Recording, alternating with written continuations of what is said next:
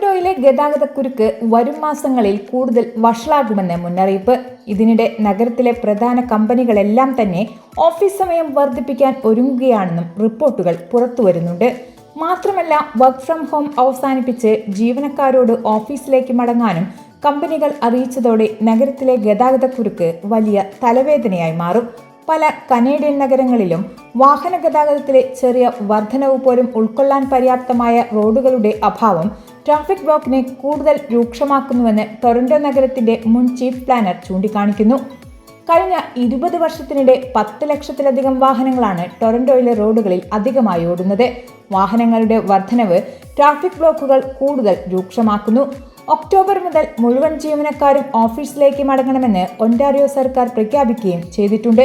ജോലിക്ക് പോകുന്ന കനേഡിയന്മാരുടെ എണ്ണം തുടർച്ചയായി 4ാം വർഷവും വർദ്ധിച്ചതായി സ്റ്റാറ്റിസ്റ്റിക്സ് കാനഡയുടെ ഡാറ്റയിൽ സൂചിപ്പിക്കുന്നു.